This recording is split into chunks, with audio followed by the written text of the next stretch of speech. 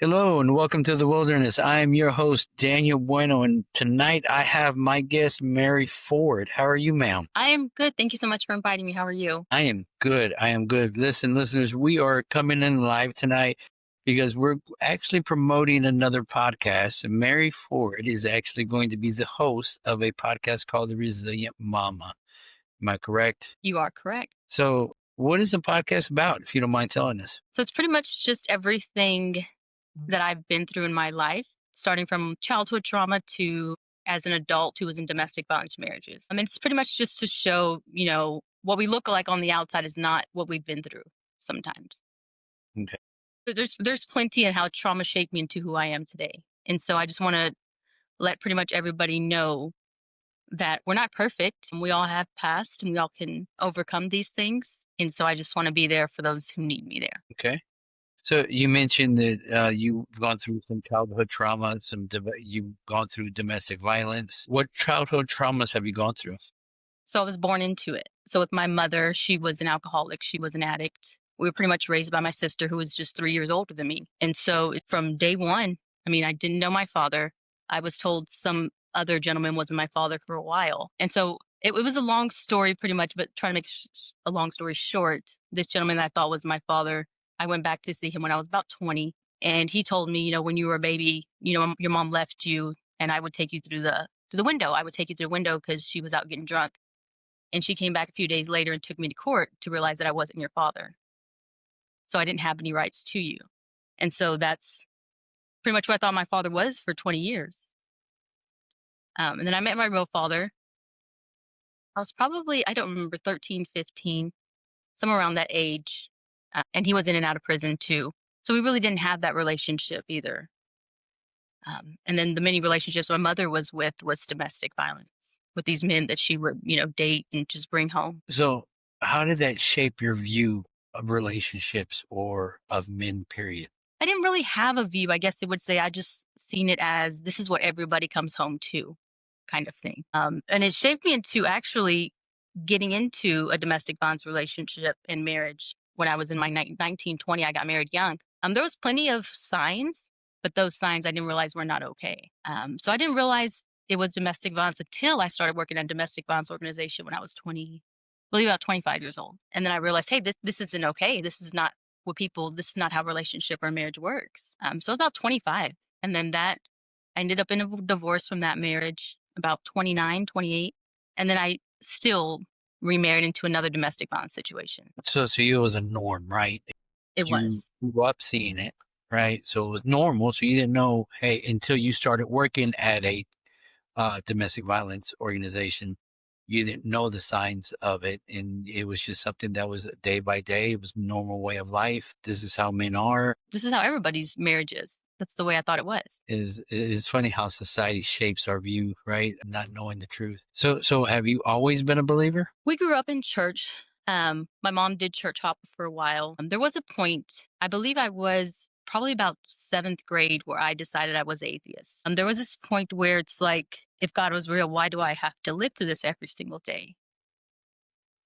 But other than that, yeah, we grew up in church and we grew up, but it wasn't a priority. It was just when my mom needed something or she thought I can get something out of this church, which would be either financially or food or anything like that. But it was never. Right, which is understandable. You know that a lot of people do that these days, whatever they can get out of the church, right? Never being a part of a church or body, never being members, never being true followers. They're just wanting the benefits, right? And we see that now with churches where they pick and choose who they help, right? If you have to be members or whatever the case may be, and that's really not the way it should be, right? I know this is not where the topic is going, but this is really not the way it should be, right? The church should actually be there for the community and the members. But, that was what you knew, right?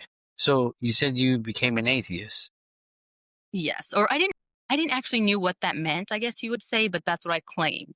If there was a God, then why would he allow this? Why would he allow this bad to happen? Why would he allow me to go through this Especially as a child. as a child? So when was your aha moment? When did you come to realize that God was real? He was good. Let's see, that was probably when I think I was about to turn 18. So there's a lot of things that led up to it, but my mom She was married, but she decided she wanted to move in with my aunt and uncle. They were strong believers, they were Christians, and she had a husband who lived in a different city, but she wanted to move to a different city. Well, she went over there, and we all lived with my aunt, and she noticed that my mom was saying she was working at a store, which the store closed at like 9, I believe, but she was coming home at like 3 a.m. And so my aunt was like, "I'm sorry, you cannot live here with us anymore." So it left me, my sister, and her son, and then my other brothers. My mom automatically blamed me. She was like, "You told on me. That was you." And, just called me all sorts of names. And so that day, she was like, "Gather your things. You're gonna go to a bus station." I was like 17, so I had nowhere to go. I was about to be homeless. And my aunt was like, "Well, where's she going to go?" And she's like, "Well, it doesn't matter. She snitched on me. She's saying I'm with other men when my husband's over there."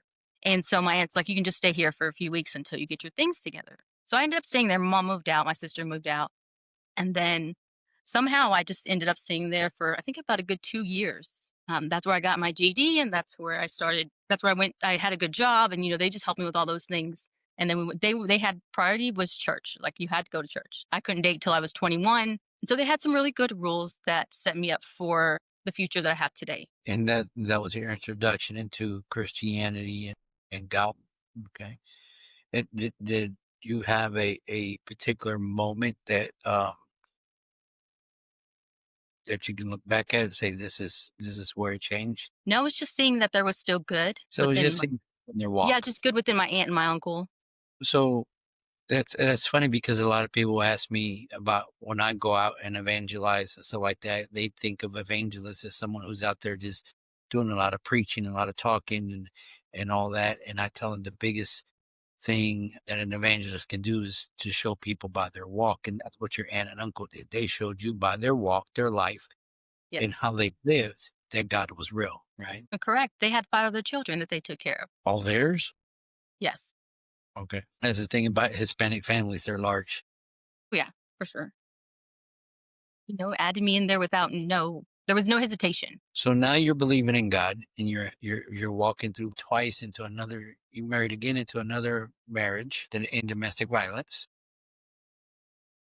Yes. So talk to me a little bit about before you knew the signs, right? How did that look? How did those marriages look? So they didn't really look any different to me, since that's all I've seen. So I'd see my mom get hit. I see my mom, she was just men, just different kinds of things, and they would treat her awful, but she would still come back. And so to me, that looked like love, showing up for someone that's they're not it's not that they're not lovable, but they need more love, kind of thing. So there were signs when I look back, but they didn't seem like there was signs of, you wouldn't notice that it was a sign, but someone saying, "Oh, I'm gonna kill myself if you leave me." And to me, that looked like a sign of, oh, they really love you, they want you to stay. When it really was, it was a sign of an unhealthy relationship. But to me, that was like, oh my gosh, they really love you, that they want you to stay, or they're gonna hurt themselves. Manipulation. Yes. So you start working at this organization, this domestic violence organization. And I really think that's important for tonight because there's a lot of women out there, and there's going to be women that are watching this now and watching this later that may be in a situation that they don't know any better, right? Let's talk about your knowledge of domestic violence relationships and how you can help them, right? Do they need to look for? What things do they need to look for? It just depends. There's a lot of different categories. There's financial abuse. If you have to ask for money and they don't give you money, or they keep money from you, they force you to do things you don't want to do, or they'll manipulate you by saying, "I'm going to kill myself if you leave me, or keep my children from you." So there's verbal abuse. So not everything is physical. And, to have someone there that's going to wait for you whenever you're ready. You don't have to leave when someone tells you.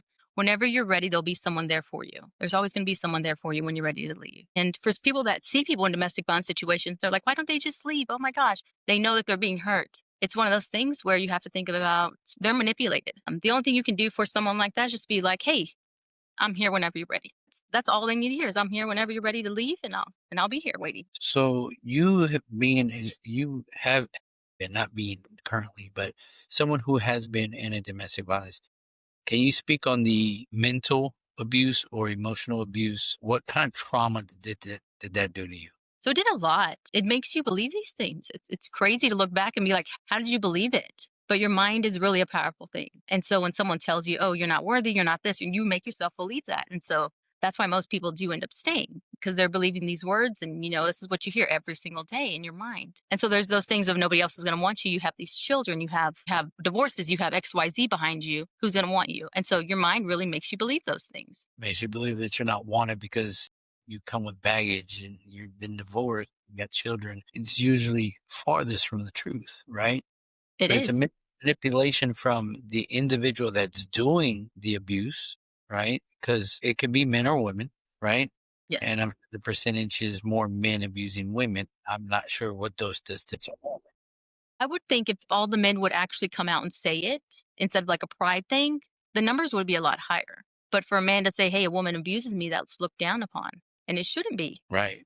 But you're right, it is, right? I can sit here and if I think from a fleshly mindset, right, and how society views men, I would probably be shamed and just have all this fear of what people are going to think of me or say about me, right? It's one of those things that it could definitely paralyze a man from doing anything, right? Thinking about how he's going to look, right? Yeah. So men sit in silence because they're afraid of how they're going to be viewed. So So all these things, right? Where do you work now? I currently work for a organization that helps children that have been abused, or maybe they've witnessed a violent crimes, or they live in domestic violence. So I am pretty much an educator for child abuse. Educator. So where do you educate, or do you go to schools? Yeah, I do. K through 12. So I go out into schools and educate children on what abuse looks like, how to be safe with their bodies, and how to be safe when they're online, because we know children are online all the time. And then signs to look for, as in like red flags when they're online or when someone is unsafe to them. Are you freely allowed to talk about some of that? Like, let's talk about some of the signs, right? Like online signs or whatever the signs because I'm pretty sure some of this can translate to an adult woman or adult male too, depending on the situation. So what signs do we look for? So when it's a child, so we give it towards like a child's point of view. And so we let them know like a sign of someone that could be unsafe online could be someone's asking for your personal information. And so sometimes kids will be like, oh, it's just my name. But it's really easy to search up who you are just by your name. Or you're going to post a picture of yourself with, the school that you go to. That can be dangerous as well and being unsafe. Or sending pictures of yourself or someone's asking for pictures of yourself without clothes on. Those are some of the things that we teach the children while they're online to look for that automatically means unsafe. Then we also encourage them to find a safe adult. So a safe adult is someone that they can trust. And sometimes, like I didn't have a safe adult at home. So I'll make sure to let them know if you don't have a safe adult, find you a safe friend that can take you to their safe adult. And then we make sure that we let them know as well, not everybody lives with parents. So we'll say, your parent, your guardian, or the adults that you live with to make sure to let them know what is going on or if you've ever felt unsafe. And then they'll decide if the situation was unsafe and take the next steps that they need. And we see a lot of that also with human trafficking, right? For children. I mean, the biggest threat is online, right? Whether it be games like Roblox or whatever. I mean, I've seen things that have happened through just video games that we think are so innocent for our children, and they're really not because there's a predator on the other line baiting our kids, right? Yeah, there's like anything that has a chat feature can be a dangerous situation for sure. Yeah. And what is the percentage of these kids that are in an abusive household that you see go into or get taken by a sex trafficker or something like that? I really don't know the numbers offhand, but a real good resource that we use is called NECMEC, which is the National Children's for Missing and Exploited Children. And so they have really good resources on there. And then they also have your one numbers and specifics. They have that on there as well with that. But we do give the children some signs to look out for if someone could be sexually exploited or if they are sex trafficked, is just looking for things like a child that's going to be in maybe seventh grade having extra money or an older boyfriend or tattoos or expensive things that maybe they didn't have before, but they randomly start bringing them to school, or presence of an older woman or older man around them that's not related to them. Yes. What we call them in the sex trafficking world is groomers, right? Yes. And it's sad because we think our children are okay. And this is not to scare all the parents to say, I'm pulling them out doing homeschool, which wouldn't be a bad idea, right? But there's things that go on in schools that we have no clue, right? People that are being groomed and what that looks like. And there needs to be a lot more education about that, I believe, right? It's no secret that people know my past and they know where I come from, and I had and that I dealt with that a lot in my past, right? So there's a lot of knowledge in this big old head of mine that about that, and it's just one of those things that I am very strongly I feel strongly about educating anybody and everybody when it comes to that, right? Because there's a lot of things to look for, right? For sure. And it's definitely not safe, especially when kids are online and we think it's normal, right? Whether it be in an abusive household or whatever, when you get online and the kids are just venting about their parents not being fair and not being this and not being that. Yeah, and then they also groom by most of the time, if you didn't know, it was 90% of a child abuse is going to be done by someone close to the child. So it could be someone other family member or even a close friend. And sometimes they'll groom the parents. Like you won't even realize that they're grooming you by getting really close to you, being your best friend. But at the same time, they're doing that just to get close to your children. Something I learned, I think it was a few months back while I was on a webinar, is that even sharing your location with your child could be dangerous. Abusers would use that because they would watch, they're at home with your child, maybe it's a babysitter, they would watch your location, see how far you are to know when you're going to arrive back at home. Yeah, things that were created to keep us safe and keep track of each other, they're being used against us, and it's a scary thought, It is. right? So what else do y'all do where you work? So we do a lot. We just try to make sure that a child that has gone or experienced any of these kinds of things is on the road to becoming a healthy person, renewing themselves. And so we also offer counseling and therapy, specialized for children that have gone through this kind of trauma. And my favorite part about this counseling and therapy is that it's for life. So a child can be maybe 4 years old when something happens and they're on the road to recovery and they're great. And then they end up starting high school and they start dating again and, everything comes back. They're able to come back and get these services continued on. Or if they move away, we can help resource them out to somewhere where they're at. So these services for these children, does it cost or they It does not. It does wow, not cost. It is free of charge for these children. But not anybody can walk through the front door and hand over a child and be like, they've been abused. Here you go. Everything that we do has to come through our MDT, which is law enforcement or maybe CPS. And so when you make that call out there, they will contact us and they'll see if it meets the criteria. And if it does, then they can come into our office. but it's definitely a great resource because I mean, like you said, the child can be, go through the counseling and everything at 4 or 5 years old. They get into high school, start dating, things start getting triggered. They can come back and get counseling still, right? Yes. At no cost, as long as they meet the criteria. So, the listeners, I don't want y'all flooding her door at work with a bunch of children. You have to meet a criteria. So, which is still an awesome thing.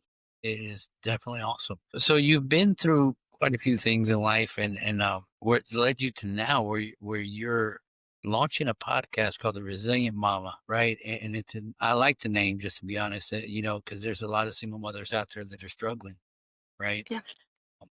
That they're going through a wilderness time frame. They're going through a time where they're in the valleys and they don't know which way to look up or how to get through it. And you're going to have stories of mothers that have come from all walks of life, right? Even Yes. stories, even things that you've gone through that are probably going to help these women, correct? And that's the whole thing. That's the whole reason behind it. I mean, it's been on my heart for many, many years. Like I told you earlier, it was a thing that God's placed on my heart, and I do not like being uncomfortable. And like you said, that's God's favorite thing to do to people. Oh. So I just kind of shoved it down for many, many years. And I'm like, I know you're not talking to me. This is not for me.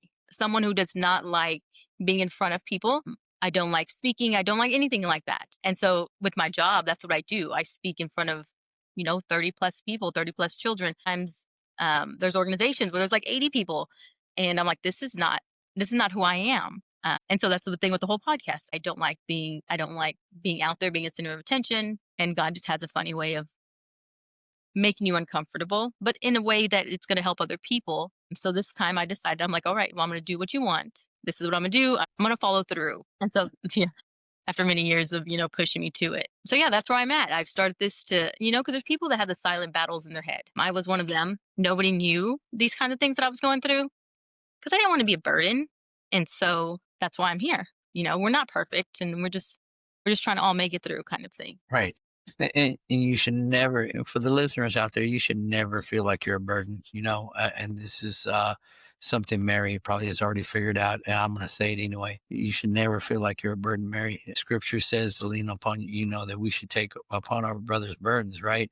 And not that we should take them on, but we should walk with him, right? We should be there for them. God created us for community. He created us for fellowship, right? And I used to do the same. I'm not sitting here saying, hey, I got it all figured out, because I don't. Because if you saw my post from yesterday, listen, I've been struggling for the last month, right? And a lot of people didn't know, right? I get on this podcast and I put on a smile and I'm like talking to all my guests, and it's like everything is great. But people don't understand that there's a battle that we face. There's internal battles that we're going through. And podcasts like mine and podcasts like Mary's are a great platform for those that are struggling to listen to others that are going through the same thing.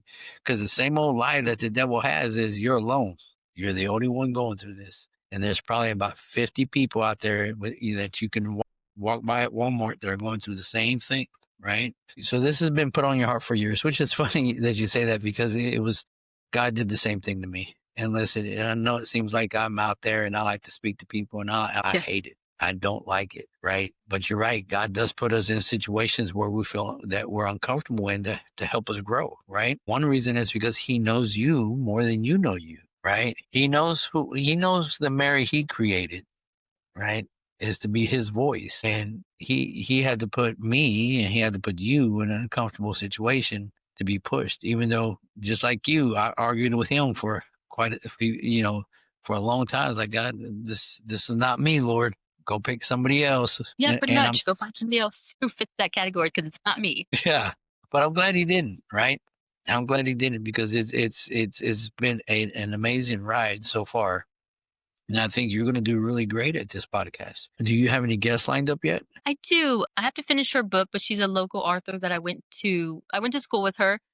And so she went through some trials with, she just had a baby. And I think a few days later, I'm still reading her book. Her husband had a stroke. And so she had to live, she had two other children, but then she had a newborn and her husband a stroke. And he had to be transferred, I think, about an hour away from her house. So it's still trying to keep up with her other two children going to school, but going over there to be with her husband at the same time as trying to take care of her newborn. And so she is just trying, her book is called Keeping the Faith. And so it's just her pretty much being able to keep the faith through all these things that are happening with her family and her husband and her other children. Just one person trying to take on all these trials and all these things that are just being thrown at her. So if you haven't read her book, it's a good opportunity to read it. And so she's my first one. And so I plan to do that maybe in November. I had to figure out how to do all this equipment first. It's easy. It really is. Keeping the faith. That sounds like it sounds like a book like I definitely would like to read, because you know what? It is important. And just as you were just giving a brief overview of what she's gone through, I can tell you right now, I know several mothers that are out there, and women that are out there that are married, right? That are going through the same thing, trying to keep the household together and trying to keep the kids fed and the kids this and the kids that. And yet they got to travel to go, take care of their husband that is in the hospital, right? It's hard. It really is. And it wears on people. It definitely wears on people. You start to question, like we question, right? Why are you allowing this to happen? Yes. Right. I But do it's that plenty. funny. Yeah. If you read the Psalms, right, a third of the Psalms is about something called lamenting, right? And that's when you turn to God, and then you complain, right? And then after you complain, you just go through this journey of pain that you're going through, and you're voicing that to God, right? And then after you voice that to God and the pain that you're going through, you sit there and you start reminding God, you boldly ask him, right, to act on his character. Lord, you said this, and I've seen you did this for the Israelites, right? You did this for David. You did this for Abraham. You did this for whoever, right? I'm trusting you're going to do it for me. And it takes pain through a journey to where you end up in still trusting God, right? Even though you don't see the answer yet. And I can just, I want to, there's going to be a lot of women out there that are on your podcast that are going to, they're going to give that example, right? Maybe not in those words, but they're going to give the example of the pain. And I'm sure you've gone through that pain through a journey and to a point of trust, even though you didn't see the answer yet, right? And that's the whole point, listeners, for this podcast that she's going to be launching, is to give y'all hope where y'all feel y'all don't have any hope, right? And it's just going to be amazing. So where can we find the podcast? So currently, like I was saying, God was doing it for many, many years in my heart. I did in July start a Facebook page. So you can find it there on Facebook under the Resilient Mama. And that's how far I've gotten so far. It's little steps at a time. Well, I tell you what, you're my sister in Christ, right? And we don't know each other very well. We met each other once at a function out in Rockwall, but we were both busy. You were busy doing you, and I was getting pulled left and right. But I'm going to help you, right? I'm going to help you. We're going to get her on YouTube. We're going to get her on Spotify, and we're going to get her on Apple Podcasts. Just so y'all know, may take a few days for us to get it set up, but we will help her once she gets launched. You're going to be able to find her on those platforms, right? Because I definitely think this is important. This is going to be beneficial to a lot of people out there. Yes, especially the ones that are silent about it. That's how I was for many, many, many, many years. I think it was probably up until maybe 3 years ago. I was silent up until 3 years ago. When I tell people, it's like they look back, they're like, "Well, that's not what you portrayed," and it's not. And so the type of person I am is I just want to see the best in everybody. So that's all I tell everybody's the best in everybody. And so when you finally flip that switch, they're like, "Oh, is that really what happened?" And then they start questioning you. Is that really what happened? Because you said this or you posted this, but in reality, behind closed doors, y'all don't see what happens behind closed doors. And so that's one of those things on social media too, is you don't always believe what you see on social media. And we wear masks all the time. We did a Yes. show this past week about wearing masks. We always masks that we're wearing, no matter what, right? You know, for whatever reason you wore yours, right? You have people say that's not what you portrayed. Well, why didn't you portray that? Because you didn't want them to see the ugliness, right? Yeah, of course. And then there would have been, people, they would have judged you. Like, why are you still there? Why are you still in this marriage if it's so bad? Or why are you still with this man if it's as bad as you say it is? And so that's where I lead up to is like, don't judge people for staying. Some people don't have no other outlet, or maybe their family's like, oh, well, we disown you because you're still in this relationship. Pretty much those women or men just want to hear, whenever you're ready, I'm here. Right. And it's hard, right? Listen, coming from both sides, guys, listeners, don't ever tell a person that's going through that, right? Well, you're staying. I don't want to help you, or I'm not going to help you because you're staying. I'm not going to talk to you because you're staying. You should know better. Didn't you learn the first time? All these other innuendos and all these things that you say, guys, just stop. Stop. Really. Don't tell. I mean, I'm going to tell you right now that, and you can answer it's tell me if I'm wrong, right? But that really does hurt the person that's going through this. They already feel like they have nobody, right? And then you say these things, and then they even feel worse, and like they've left out to just hang and dry. There's things we need to start digging and finding out what's going on deeper inside, right? Why don't they want to leave? For all you know, that the person that's doing this to them could be telling them, if you leave, I'm going to hurt your family. I'm going to hurt Right. your kids if you leave, right? The person that this is being done to may have such a big heart that the other person, like Mary said, may say, hey, if you leave, I'm going to kill myself. And the person having a big heart is like, well, I don't want that to happen, so I'm just going to stay. It's manipulation. So don't tell these women or men these things, because they're going to, listen, they're going to literally feel like they have absolutely nobody at that point, especially if you're family, right? If I was in that situation and I finally put down the pride, right, and not caring what the world says and say, hey, I'm getting abused, right? I'm going through some domestic violence, and letting go of the fear of how they might look like being a man. And then my family says, well, you got yourself into it, you deal with it. Yeah. That's not what we're supposed to do, right? Listen, that they're crying out. Listen to them. Dig deeper, right? Don't just dismiss them. Yeah, I'm sometimes sorry, that might be the only time that they want to come out and say something. That might have been your only chance. And then you say something, they shut you down. So you're like, all right, I'm done. I'm never going to say it again. This is what my life right? was meant to be like. Right. And then down the road, something happens to them. They're in the hospital. God forbid nothing worse happens where they end up dead. And they're like, well, why didn't you say anything? I did. This was your response, right? Listen, The words are very powerful. they are. Scripture says life and death is held in the tongue, right? And we Yes, need to remember that. We need to remember that. We're here to lift up each other. We're here to lift up our brothers and sisters in Christ. If you're married, we're here to lift up our husband and wives, right? Not break them down, right? absolutely. not break them down at all. I have Angie, who actually I go to school with, saying that it's going to be an amazing podcast. Many mamas will need it. My sister in Austin says, however, abuse victims can react differently as well. They protect their abusers. That's true. Yes, they do. It's Yeah. 100% true. And I'm so glad that, even if it's just one person that I help, I'm just glad I listened to what I was supposed to do by God. And that's that. Listen, I'm glad you finally said yes to him telling you to start the podcast. 'Cause it's there. I can guarantee you, these two ladies right here that have commented and others that are listening are going to be listening to your podcast. I know it's going to have a lot of great information, right? I hope so. So, any other thing going on with the podcast? Any other future endeavors with it? That's it so far. Like I said, he got through this on me when I was super busy. He has his jokes. Because I do work a full-time job, Monday through Friday, sometimes on weekends. And then I have a side business as well where I'm a seamstress. And then I do go to school as well, um, for a physical trainer, nutritionist. And then God's like, hey, I asked you about this podcast many years ago. When are you going to do it? And so I was like, right now is a perfect time when I have everything else on my plate. I know the feeling between ministry and work and all the other endeavors. He's like, here you go. I kept Well, if telling I you. would have done it 3 years ago when I wasn't really having anything on my plate, that would have worked out. That's not how God works, though, right? We know that. Yes, he does. But For a purpose, for a reason. it's a reason. It's his timing. I think the timing is right now, right? The timing to launch this for the mothers out there, I think is perfect, right?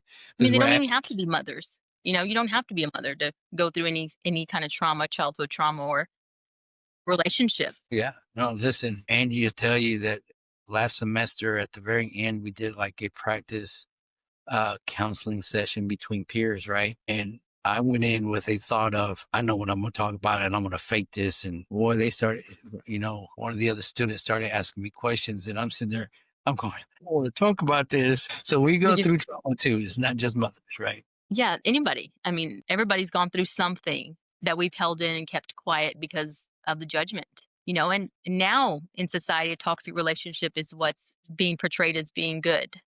For someone to chase you down and follow you everywhere is someone that loves you, when in reality, it's not. We're going to change that. And it's funny. I was talking to somebody earlier and they were talking about dating and how people just want the physical. And they were just like, they need more than that. They need to know the emotional, the mental, the spiritual, right? They need to chase God first. And it's not about chasing a person down because you just want to be physical with them. It's about getting to know them, intimately. And what I mean by that is mentally, right? And spiritually, Right. right? These things that we see on TV portraying that this is the way it's supposed to be. That's just stalker mentality, to be honest with you. That's just Hollywood glorifying being a stalker, glorifying being a domestic abuser. It's not right. And I'm so glad that you are launching this. And I know I've said this multiple times because it's time that we stand up, right? If our platform is, if our platform isn't being in front of a large group of people in a stadium just preaching, this is our platform and this is how we stand bold and this is how we get this information out to people and let them know, hey, you have a voice, right? Exactly. People here for you. I mean, if you don't have voice, I'll be your voice, kind of thing. No, see, and she has a loud voice. I'm just letting y'all know now. It's not that loud. I mean, if I need to say something, I can be pretty assertive. It's assertive voice, not loud. That's right. Assertive is not loud. I teach the children that it's not loud. It's just meaning what you mean. Yes, yes. And you know what? And I've been slacking on it. I definitely am going to go online and put in an application to help volunteer because I want to see more of what y'all are doing. Right. I think it's really important to teach the kids. It's important to help the adults too, but we got to start with our children. We can't forget about our children, right? We got to teach them that they Because have a voice. yes, exactly, because that's who I was. And then now as an adult, I mean, if you teach them young, then they don't have to grow up as an adult that has to be silent about things. There's many times too where I was at other employers and I'll get done with doing a session and they will come up to me and they're older and like maybe their 60s or their 70s. And they were like, back in our days, we weren't allowed to talk about this. Or my father or my uncle did this to me, but it was shunned to talk about anything outside of the home. And then, coming from a Mexican or Hispanic home, we weren't allowed to talk about anything. Anything that happens in our home stays in our house. So it doesn't come out of the house. And so many times, many of these adults are adults that have lived with childhood trauma that just don't know how to talk about it, or they're just waiting for that one person to be able to speak on about it. Yeah. And and I'm gonna give this example, and if any of my family is listening, please know that, they know that I love my dad to death, and to me, he was my hero. But if you look at the signs and you look at everything, what domestic violence is, because it's not always physical, I'd have to say that we lived in that type of household too, right? Like you said, what happens in the home stays in the home, right? For many years, I'm talking about many years, I thought my parents had the perfect marriage. I never saw them fight, right? But I always saw them go behind that closed door, right? And no telling what was going on in there. And I can tell that my mom was going through some things when she got remarried. And now that she's married now to my stepdad, Larry, and he's an amazing man as well. But you can tell where she started to get her voice, right? She started to get her voice, and she started to be assertive, right? And at times the old machismo self comes out of me, and I'm like, Mom, why are you doing that to him? You don't talk to him like that. But then I start to think, wait a minute, that's the old ways. No, she's just being assertive, right? She's letting Larry know, hey, I'm not a pushover, right? I have But boundaries, and I have a voice, and I can finally speak. And so that's what it is. and I tell you what, my mom's about 5'5", and she's got a very loud, assertive voice. I tell you that right now. But but yeah, but to them, they didn't know any better. That's how they grew up. And I'm not saying anything bad about my dad, because like I said, I love him. He was my hero. But he only knew that because that's where the type of household he came from. And that household came from the similar household. So it was generational, Yes. right? So, if you're taught something all these years and that's all you know, like you said, that's all you knew, you didn't know any better. They didn't know any better. And I think it's time that between my show and your show, we allow people to know that there is a better way, and that's God's way. So, There's a plan for everything. At first I was like, why is this happening? Why does this happen? Why does this happen to me? Don't you think I've gone through enough? And then at the end of the tunnel, it's like, okay, because you planned for me to do this, and do this. Now it's time for you to follow through. And so that's why I think part of the podcast was, and that's why led me up to where my job is. There's just many things that lead up to who I am today. right. And you know what's funny is I see this now as God. See, I always say God is the best chess player ever, right? We may go through a lot of pain, a lot of struggles, a lot of turmoils, a lot of things and losses and stuff in our life. But at the same time, he's moving the chess pieces around, right? Because all that is going to be used, right? Everything you went through, like I tell people, what we go through is not for us. It hurts because we're going through it, but it's not for us. What we're going through is for somebody else in the future that's going to be led to us, that we can show how to get out of this. And that's exactly what this podcast is everything that you've been through. You're going to lead others out of the same situation. Yeah. All right. All right. Anything else, Mary? Now I just hope that, we don't just stay silent on things that need to be spoke about. And there's plenty of those things that we all just sit in silent because we don't want, like we said, a burden to be anybody. I didn't tell anybody for many years. Like I told my sister one night, I was just like, all right, enough is enough. And I called her random one night. And she's like, what? And I was like, oh, yeah, it's been going on for years. And so finally, it's like one day you just snap out of it. And you're like, all right, enough is enough. And so she was there for me and everything. But it's still one of those things where it's like, finally, I let it out. And it's like that relief of, okay, it really did. This is really happening. This is really, I'm done. It's finally, one moment you just wake up and you're like, all right, I'm tired of hiding everything. And then to be able to have somebody there for you it's really something that's needed. And so thankfully I have my sister. And so people that don't have anybody, it's going to be hard for them, but there's always going to be somebody there that you just have to, I'll be there. You don't know who I am, but I'll be there, kind of thing. As long as you have somebody there for you, it's good. And I hope Yeah. everybody does have somebody. We're cut from the same cloth here, because I tell people that all the time. It's like, you may not know me, but you know what? If it's 2:30 in the morning, you need help, call me. Right? Call me. I'll be there. Right? And listeners, you've heard this for all these episodes, and I'll tell you now, if you don't have anybody, I have a huge group of true believers who just want to serve and want to be there for people. Between me and Mary and our resources, don't ever feel like you're alone. Reach out to one of us. You can reach out. You can DM me directly. Either of my pages have my cell phone number. It's there for a reason. Call me. If you're a female, you need somebody, you can't get a hold of me, call me, and I will direct you over to Mary, and I'll direct you over to From the Streets to the Streets, where you can get a strong, believing woman to walk side by side with you, right? So we have the resources, right? So never feel like you're alone. All Never. I right. mean, we've been through plenty of things, you, me, and so if he can bring us through it, he can bring many others, is how I feel. Absolutely. Absolutely. So anything else, Mary? No, and at the end of the day, I don't have it all together. Just letting you know, letting everybody know I do not have it all together. There's days where I fail, I fall apart, but it's just in the process of being able to get back up. So don't ever think that I have it all together, that I'm not going to understand what you're going through. If you look at me now, you're probably like, "Oh, she doesn't understand. She's never been in these shoes." But I have. And so just know that at the end of the day, I'm not perfect and I do fail every single day pretty much. It's just a choice to be able to get back up and knowing God's got me. Those final words are the most beautiful that anybody can say. God has got me. And I promise you, when you start saying that, you start believing that, things may not get better, but you'll understand that there's an internal hope that you don't see yet, that He's already there and He's going to walk you through it, right? He did it Yeah. for the Israelites. He did it for Abraham. He did it for Sarah. He did it for so many prophets of old, right? But yet He still did it for them. And He's not a respecter of person. If He did it for Mary, He did it for me. He's going to do it for y'all. And we've gone through a lot. I don't feel like if we didn't go through those kinds of things as children or adults, we wouldn't be empathetic to people. So there's a reason. There's empathy, that we have empathy now for people that have gone through these trials and these things that we've gone through. And so we know how it is. And we're on the other side and we can see the light. And we still do some days have triggers, of course. But like I said, your mind is a powerful thing. Feed it good things will come out. Exactly. I love that. I love that. Well, thank you, Mary. Thank you for this Thank you. last hour of us speaking. It's been incredible. These people, I know there's definitely already some people on here that want to subscribe to your podcast. I can already tell. Good. I'm glad. So definitely, and like I said, my offer to help is there. I'm extending my hand. Whatever you need, let me know. I'll help you set up on all those platforms that way. And honestly, it's not that hard. You know, if I could figure it out, I promise you, Yeah, it's a lot of people say that it's not that hard, and then I get a hold of it, and I'm like, "Yeah, it's hard." I was like, "Yeah," so I don't know.